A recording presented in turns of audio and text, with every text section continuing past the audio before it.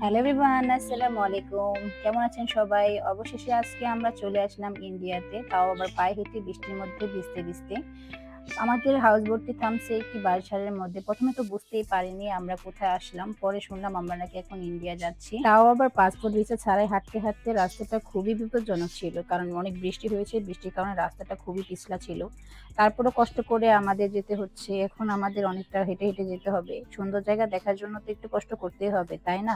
আর হ্যাঁ, সত্যি ইন্ডিয়াতে যেতে আমার খুবই ভালো লাগে। এই উঁচু রাস্তা বেয়ে উঠতে হবে। এটা একটা পাহাড় বা টিলা বলে। এই পাহাড়ের নাম হচ্ছে বাড়ির টিলা। এই পাহাড়ে উঠতে গিয়ে আমার পা কোমর পুরাই শেষ। পাহাড়টা কতটা উঁচু হয়তো ভিডিওতে বোঝানো যাচ্ছে না, কিন্তু পাহাড়টা কিন্তু বেশ অনেকটা উঁচু। তবে যারা সবসময় এই পাহাড়ে চলাফেরা করে তারা কিন্তু বাইক নিয়ে খুব ইজি ভাবে যাচ্ছে, কিন্তু আমাদের কাছে খুবই কষ্টদায়ক মনে হচ্ছে। যাই হোক, সুন্দর জায়গা দেখার জন্য তো একটু কষ্ট করতেই হবে। ওই যে দেখতে পাচ্ছেন দূরে পাহাড়গুলো, ওগুলো সবই হচ্ছে ইন্ডিয়ান পাহাড়।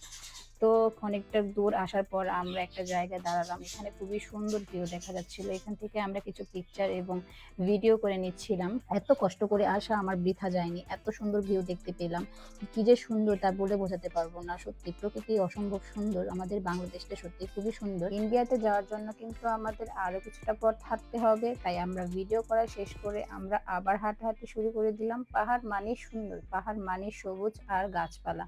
সত্যি দেখতে কিন্তু অসাধারণ লাগছিল। এখান থেকে হাঁটতে হাঁটতে চলে আসলাম মেন পয়েন্টের খুব কাছে। আর ওই যে দেখা যাচ্ছে ইন্ডিয়ার ঝর্ণা, আর পাহাড়ের মধ্যে ভেসে বেড়াচ্ছে মেঘ। তো এই তো আমরা বাংলাদেশের সীমারেখার কাছে চলে আসছি। এইদিকে বৃষ্টির মধ্যে ছেলেরা ফুটবল খেলছে। এটা হচ্ছে বাংলাদেশের সীমারেখা, এটার ওপাশে হচ্ছে ইন্ডিয়া। বৃষ্টির মধ্যে এত কষ্ট করার পর চলে আসলাম আমাদের কাঙ্ক্ষিত জায়গায়। আমি যেহেতু ভিডিও করছিলাম তাই সবার পিছনেই আমি ছিলাম, আর এই সুন্দর ভিউটা আমি সবগুলো ভিডিও করে নিচ্ছিলাম। এত সুন্দর ভিউ তা বলে বোঝাতে পারবো না। আমরা যে ইন্ডিয়া চলে আসছি তা এই পাথরের মধ্যে দেখেন খোদাই করে লেখা আছে। আর এইদিকে পাহাড়ি ভাইয়াদের সাথে কথা বলছিলাম কোন পর্যন্ত বাংলাদেশ শেষ সীমানা আছে।